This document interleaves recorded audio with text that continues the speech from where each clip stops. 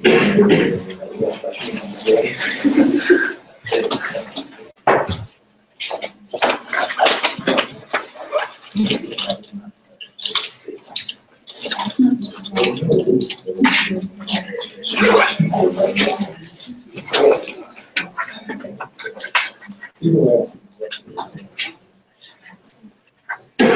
afternoon. The number of people is going down. Happily. No, it's going up. We've got Patrick. Oh, you've got Patrick, yes. You haven't saved it though. Well, 10 other people have disappeared, but that's okay. Maybe they're watching. If you're watching, welcome.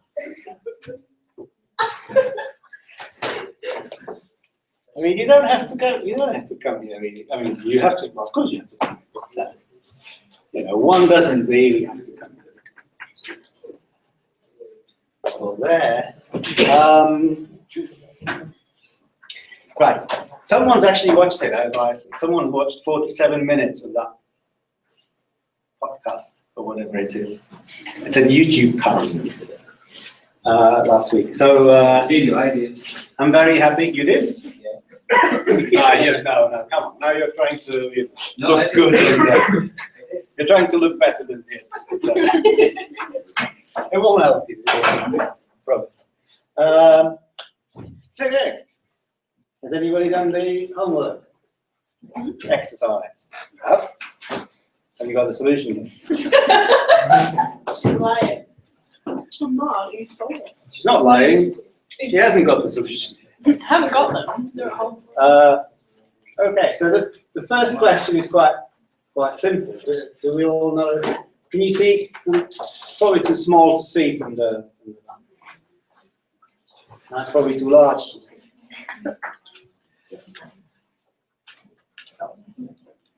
Okay, so the question is, when we have a linear programming problem like this, we want to write it in the matrix form, where C is a vector, X is a vector, decision variables, A is a matrix, and B is a vector. So in this particular example, what is A, B, and C going to be? So what is C?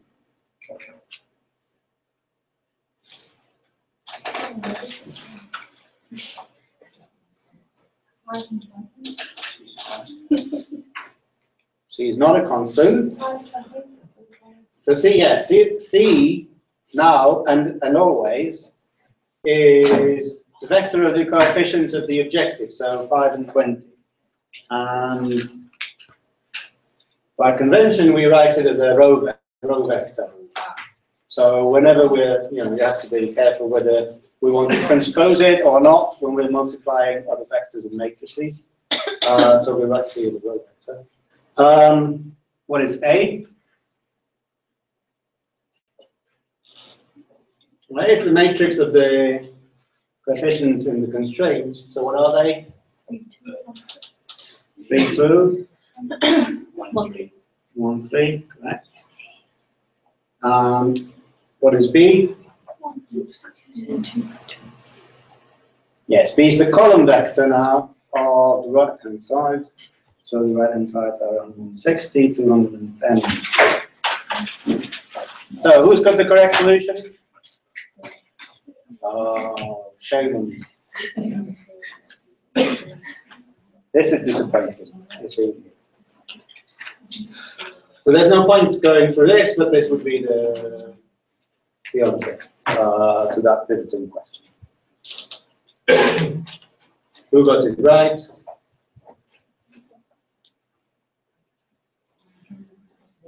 I thought. No one? Never mind. But because there will be a prize for the best solver, if you have got 1, 2, or 3 questions correct, then put 1, 2, or 3 in the signature column on the register, and at the end of the term, just before Christmas, there will be a prize. Unless everybody just ignores the exercise. Wait, what's the one? Number of correct questions solved correctly, if you did. So if you've solved all three, you put a 3. Wait, it's alright, it's going that way around. We'll just do it now.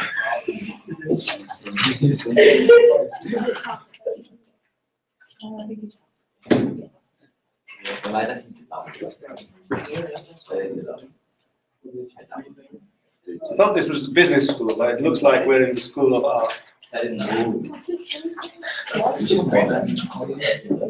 Abstract. I love it. Abstract art.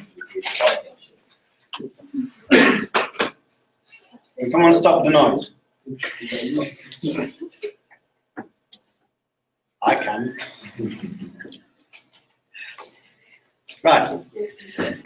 Oh! And you need this handout for this question. It's not a question. It is a question. It's got a question now.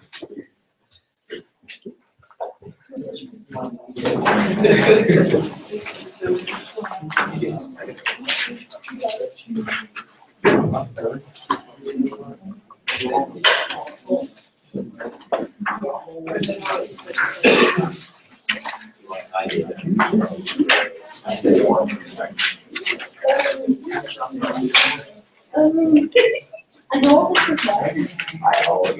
know this is right. Okay.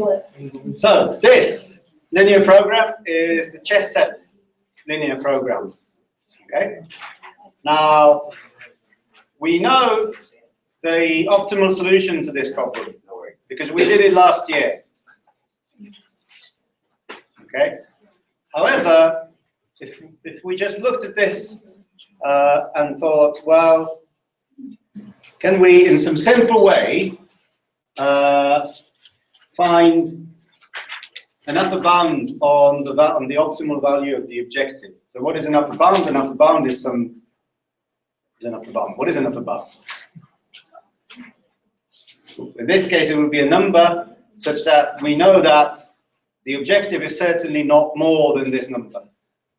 And we want, that's called an upper bound. A lower bound is a similar thing, but it bounds from below. So it's, you know that the objective is certainly at least this one. So finding a good upper bound, so good means as low as possible, but as simple as possible at the same time. Okay? So, because that's it's a tricky question, and because I have one particular answer in mind, what we could do is we could one thing we could do is look at the last constraint. This one, half x1 plus half x2 is less than or equal to 31, and if we multiply this one by 40, for example, what do we get?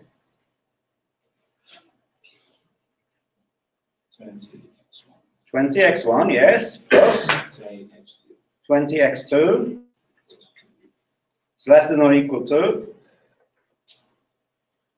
and now that's a tricky one. Yes.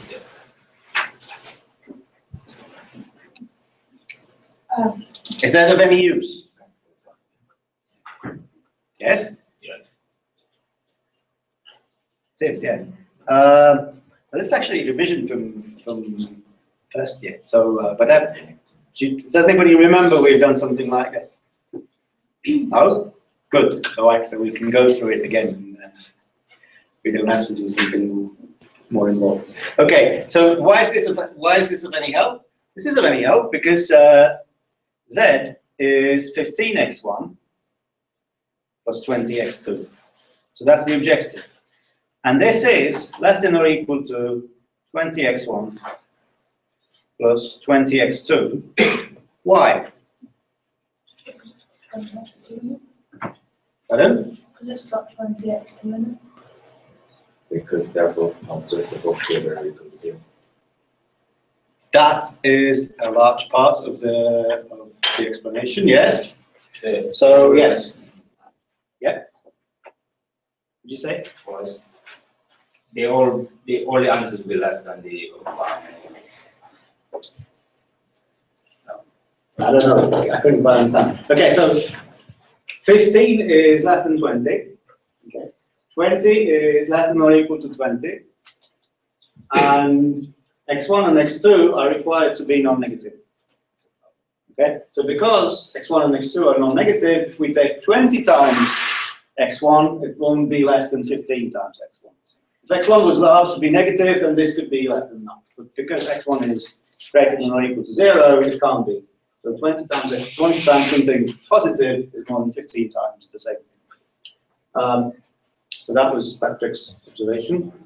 And so this, we know from the third constraint that is no more than 1240. So so the optimal objective cannot be better than this number.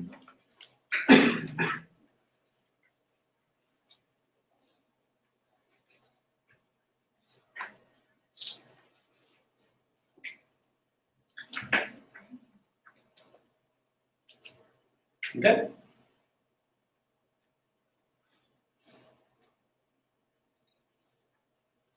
That seem reasonable?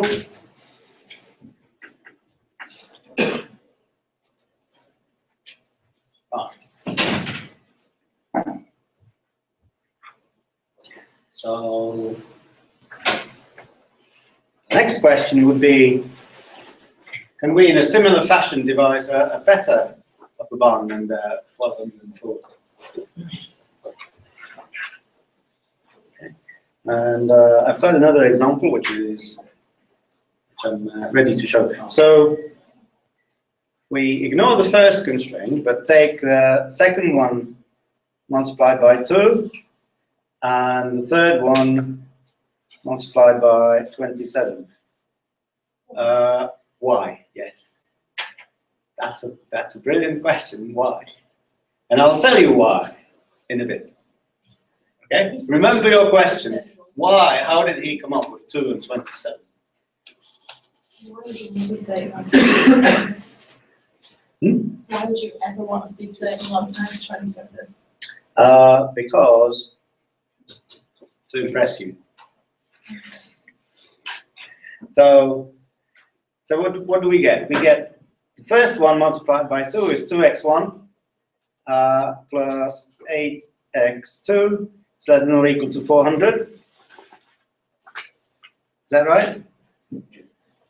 And this one, oh God, this is 27 over 2x1 plus 27 over 2x2. It's less than or equal to 837. Are you impressed? You shouldn't be, because it's in my notes here.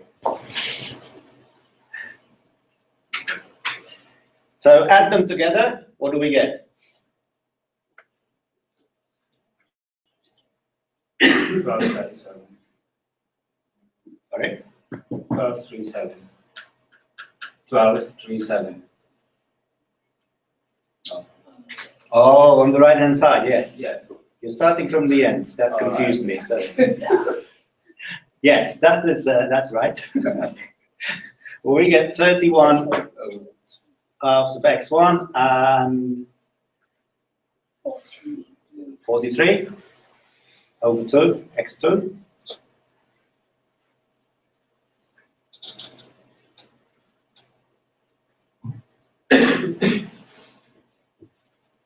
And now again, 15x1, which is the objective, so z, plus 20x2, it's a bit less than, well, less than or equal to, this is more than 15, this is more than 20, so we've got, well, 37. So all this multiplication by 27 has not helped very much, but it has helped a little. We've got 1240 to 1237.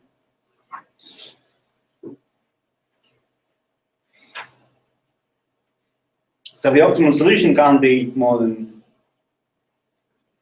well, I'll just write, the optimal value of the objective can't be more than 1237. Okay? Does the principle seem clear?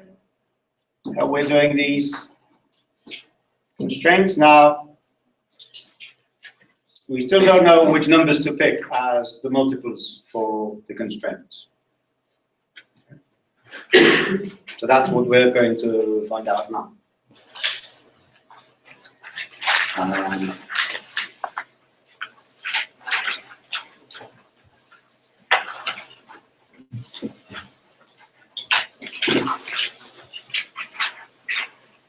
So suppose we want to get an upper bound on the objective in this manner, where this manner means we multiply each of the three linear inequalities by a certain non-negative number, and then we add them all together, and then we're hoping that that's a bound, it's an upper bound. Okay, so let's say that the number that we're multiplying first inequality with is y1, and the second we're multiplying with y2, and the third we're multiplying with y3. Okay.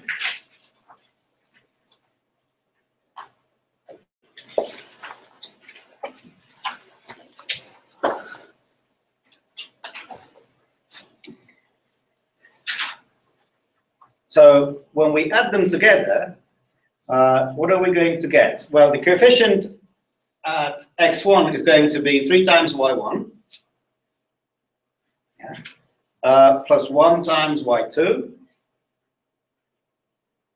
plus 1/2 times y3, right? So 3y1 will come from the first inequality, y2 from the second, and so on. And with x2, we'll have 2y1 plus 4y2 plus 1/2 y3. And this is less than or equal to 160 times y1 plus 200 y2 plus 31 y3. Okay?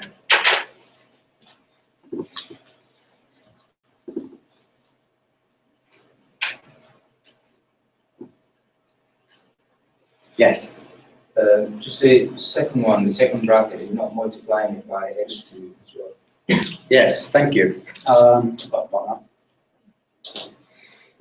That's quite right. So here and x2. Yeah, well spotted.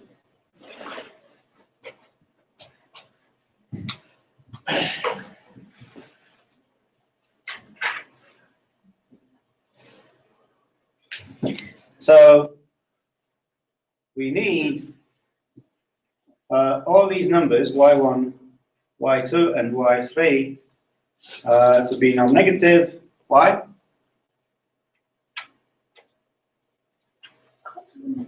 Objective. Pardon? Because then you're only for the negative objective, which can't have. No. Not sure. Well, you could have a negative objective, it's not a problem, but the problem would be if you multiply the inequality with a negative number, the sign will flip. But you don't want to. You don't say. Well, you have to times it by a negative number, wouldn't that get you further from the objective anyway? Possibly, but what is the objective? Like here. No, the topic.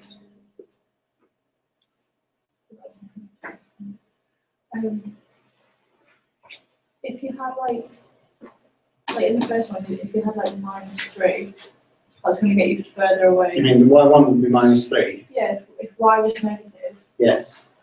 then that would get you further away from 15-1. And on here? Yes, it would. But that's not.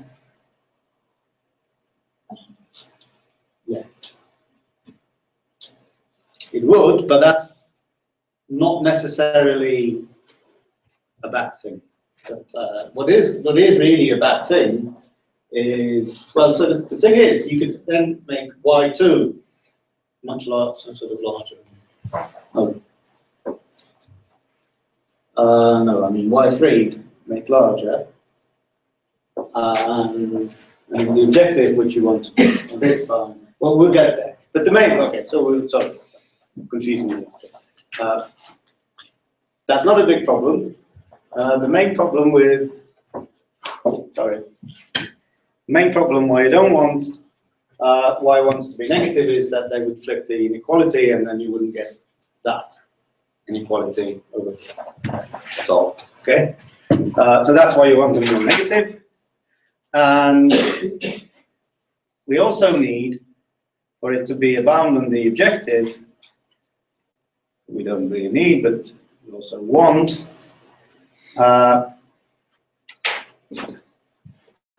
this bracket to be at least 15, right?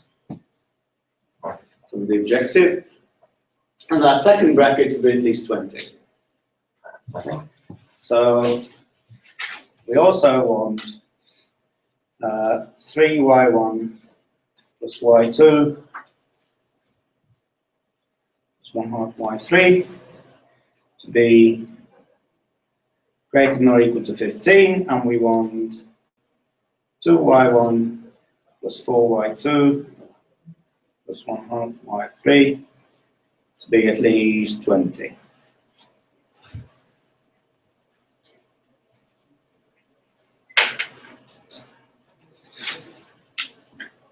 Okay, that was the principle we had. Now, the upper bound on z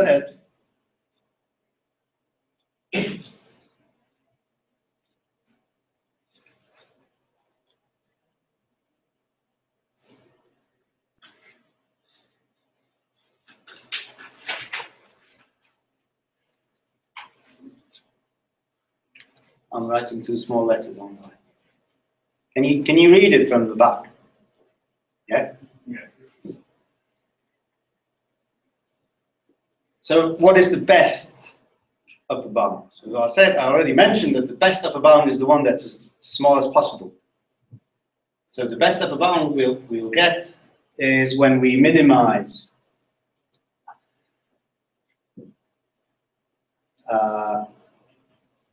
that expression, so the right-hand side of the inequality. 160 times y1 plus 200 times y2 plus 31 times y3.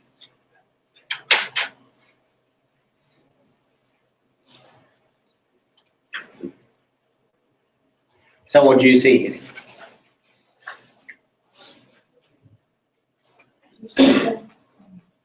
Hmm? It's just going to be like another python on the right. And that's what. Quite a different one. That's quite fun. So this defines another linear programming problem, doesn't it? Because this is the objective, and here we have the constraints. Here we have the constraint. Right? I don't know what I'm doing. I forgot my notes. So this is called the dual, a linear program to that one. Okay. So how does the primal come from the dual? We've just seen. But that's the one we got. Unless there was typos. But how did we get it? So you can see that the objective came from the right-hand sides of the original one. Whereas the right-hand side came from the objective of the original one. It's like a big table. Yes. And now these coefficients in the constraints are exactly the same as these coefficients in these constraints, except, yeah, so what's this called?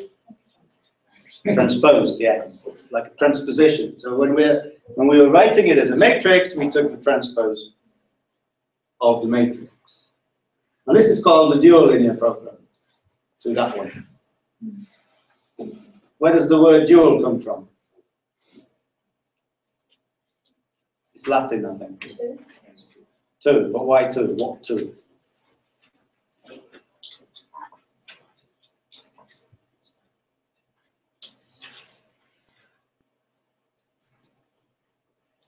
Well, many times in mathematics, dual is used in situations where you have two things that are closely coupled together. And the two things that are coupled together are these two linear programs. And the reason they're closely coupled together is that if you do the same process that you did, that we did going this way to get that, when you're going bottom, when you do the same thing on the bottom linear program, we'll get the one that we started with. So they really come in a pair with each other, and it doesn't continue on and on. It just, when you dualize this one, this is, I won't tell you why it is. There's a combination of factors why it keeps disappearing. So when we do the dualization from this one, we get that one. When we go to do the dualization from this one, we get that one. Okay? So always minimization, maximization goes to minimization, minimization goes to maximization. The objective changes to the right-hand side changes to the objective, and the coefficients transpose, and there's non-negativity. Okay. Any questions about this? That makes sense? So now, the next thing that happens is when we solve the dual, so that's this. We just use the simplex and solve it and get the optimal value of the y's. We get this. What is a coincidence? Well, we get the same objective that we did when we solved the first linear program with the chess pieces. Okay, so the 1160 profit is the same as it was in the original linear program. So why would you like flip from the division if it just gives you the same objective anyway? Why would you bother like changing on value? Yes.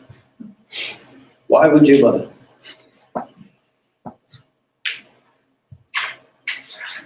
Good question.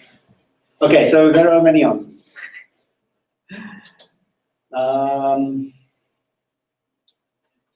Okay, answer number one. Look at this. It is greater than or equal to. So how do you solve it?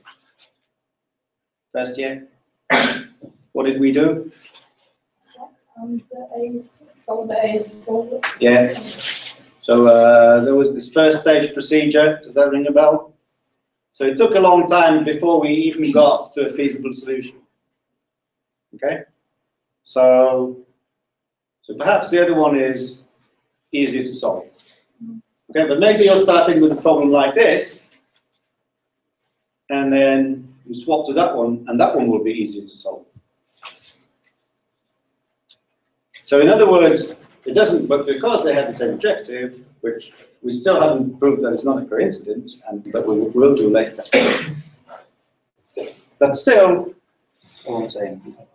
Okay, but still, so if you solve one, you've already solved the other as well. So sometimes it's easy to solve one or the other, and then you go to the one that's easier. So that's the reason number one. Reason number two is maybe it's like a big linear programming problem, and it would take a lot of time to solve, or maybe it's even something that is described parametrically. So you don't have the numbers, but you just have some parameters instead of the numbers, like some letters. Right? And when you go to the dual, you can easily find a feasible solution to the dual. Not the optimal solution to it, but a feasible solution, and that will give you an upper bound. Just like we started. Can we find an upper bound? So we find a feasible solution to this. That means it's an upper bound, and for some purposes it might be good for you. So that's another reason. The third reason is that it's nice mathematically, and so on and so on. We'll see some more. But it's a legitimate question. Okay.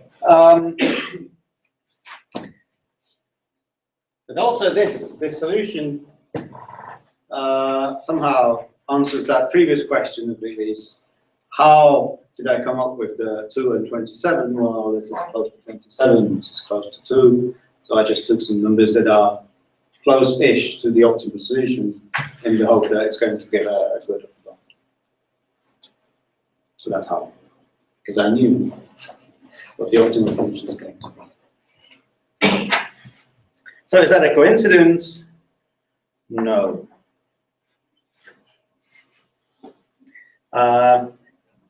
So in fact, it's always the same. So the objective is always the optimal solution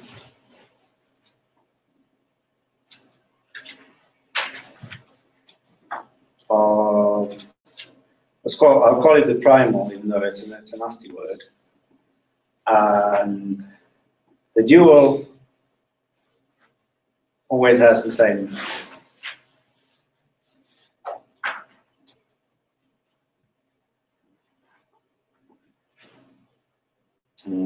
objective value.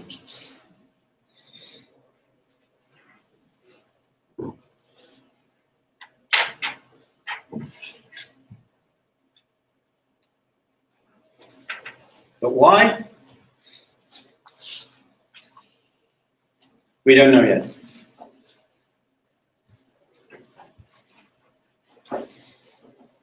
Patrick, do you have the timetable of these lectures? I have. I don't know. No? Does anybody have the weekly schedule of these lectures? Easily available? Where does it say the strong duality theorem? So in that week where it says strong duality theorem, we'll actually prove that it's the case. It's week 10, 11. You see? So in week 10, we'll see why this is the case. Oh, you did all that.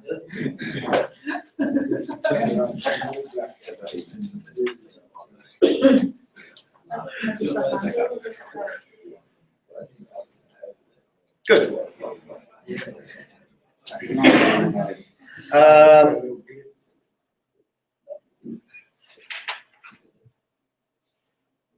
This is a revision. Okay, I don't want to spend too much time on this. I'll just go through it in your own time at home. But what it says is when we have the matrix version of the linear programming problem. So the objective is given by these numbers in the vector C, and the constraints are given by the matrix A, and the right-hand side by the vector B. And the dual is, well, from maximize we go to minimize. And I said from what was the right-hand side becomes the objective, what was the objective becomes the right-hand side, and matrix of constraints is transposed. So that's just that's the formal definition of what the dual of a linear problem is. Okay, any questions? You saw the example, so it shouldn't pose any particular especially hard problem. Everybody's sleepy now.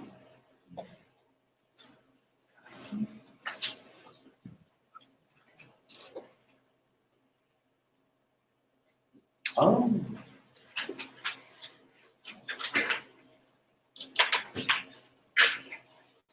So if you're sleepy, this will wake you up or put to sleep. Definitively. Can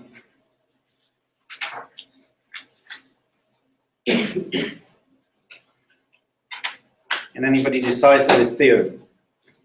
I'll read it. So what does it say? It says that if x naught is a feasible solution to the what we call the primal linear problem, and y naught is a feasible solution to the dual that we have, then C times x naught is less than or equal to B transpose times y naught. That's the statement.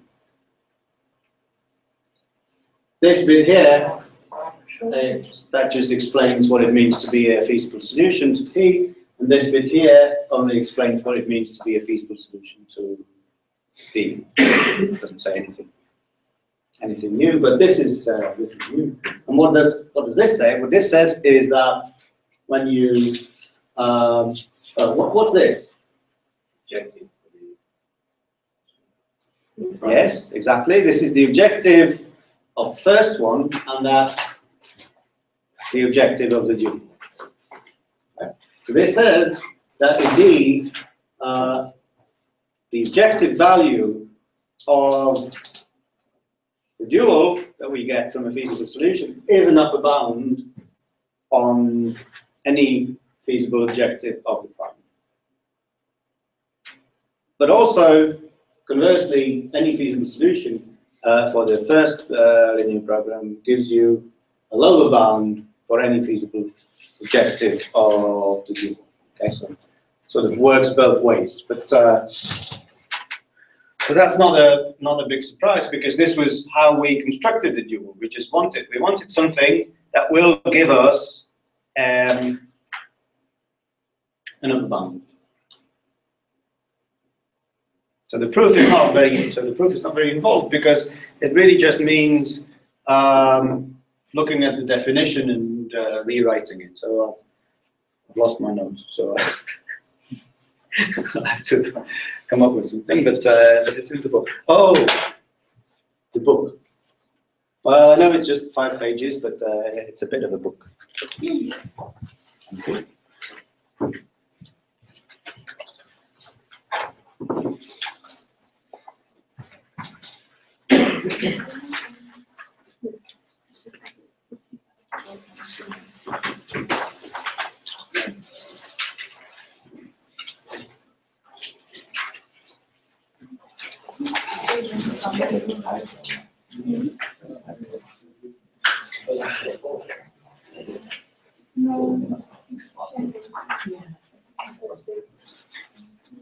Okay, so let's have a look. So C times x naught. Well, remember, C is a vector and x naught is a vector. Yeah. But when you multiply them, it's like the inner product. This is just a real number. This is not a vector. It's like matrix multiplication, but it's just a number because it's the product of 2 vectors. So so if we do the transposition on a number, we get that number, because that's you transpose a number, you don't do anything. If you transpose a matrix, then it changes, but if it's just 1 by 1, then it doesn't change. Okay. Now from linear algebra, I'm sure you remember that when you transpose the product of 2 things, that changes the order of multiplication. Does that sound familiar? So from linear algebra, we know that this is x naught transposed times C transposed.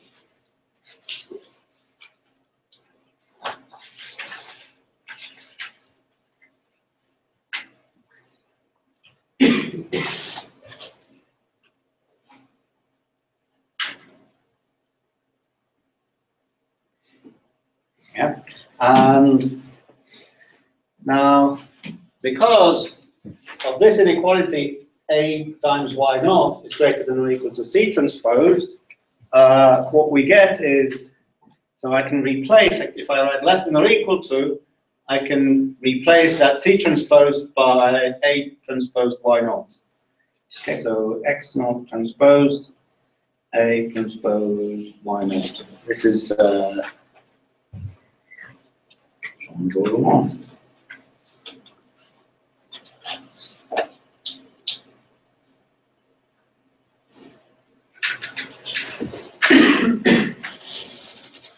Okay. This is really just a calculation.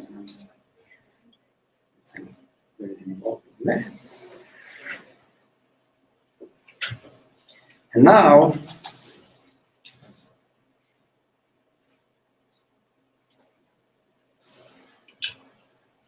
This is still just a number, so we can transpose it again. So this transposed is the same number. And what we continue is now changing the order of multiplication, reading from right to left. When we do the transposition, we get y naught transposed y x naught.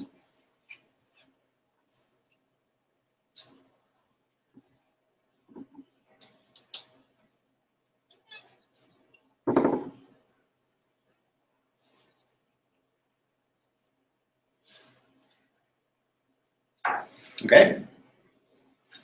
Now,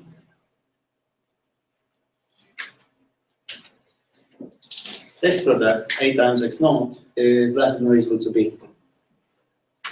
So this is less than or equal to this.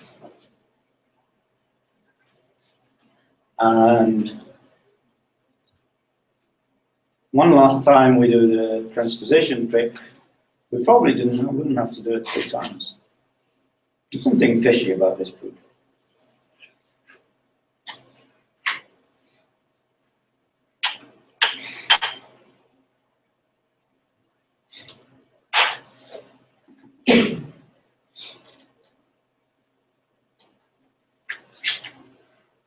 So this inequality, the second one, implies that inequality, but together with the non-negativity of y. Rather than negativity, it would break down.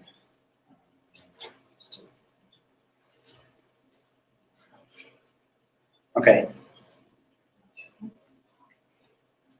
What should we still do?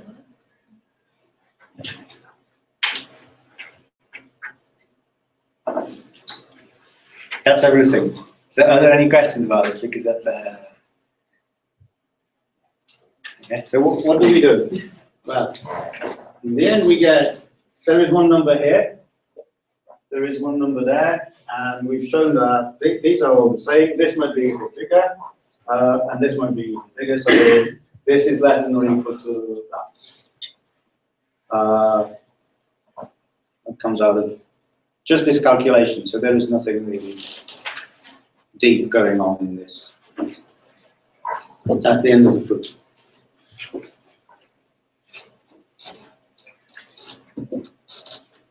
Any questions? No? Does that seem clear enough?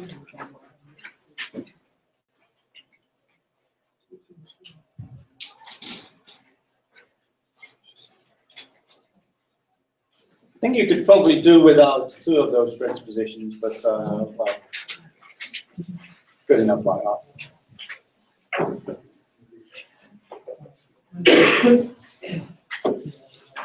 Okay, so, right. Got this. Now, the next thing is this kind of table, which summarizes most of what I've said. How do we get a dual linear program from the final? So let's suppose we have one that has n decision variables and n constraints. So the dual will have as many decision variables as there were constraints. So if you remember, we want to multiply each of the constraints by something, so those are our decision variables in the dual. Constraint coefficients, the matrix just gets transposed. The right-hand side becomes the objective. The objective becomes the right-hand side. From maximization, we go to minimization. From minimization, we go to maximization. And that's almost everything. Now, there are these tricks with non-negativity. And remember I said we need these y's to be non-negative because we don't want to flip the sign in the constraint. Okay? But if the constraint that we started with was greater than or equal to in the maximization problem, then we want to flip the sign. So then we want y actually to be negative. And if the constraint that we started with was an equality, then it doesn't matter whether we're taking a positive, negative, or 0 times multiple of the constraint, so the y can be any. It doesn't have to be non-negative, non-positive. But when we're going from minimization to a maximization problem, there is the other way around. So the constraint is greater than or equal to, we want the corresponding x to be non-negative, and vice versa. So that's just like a tool when you're doing dualization. And your homework exercise is about some duality. So please do it. You see that it doesn't take a very long time to do this exercise. So even if you have 10 minutes before the lecture, just have a look at it and go through it. And next week, we'll look at an application of duality, which is called dual pivoting. Yeah. Until then, cheerio. Don't forget there's a lab.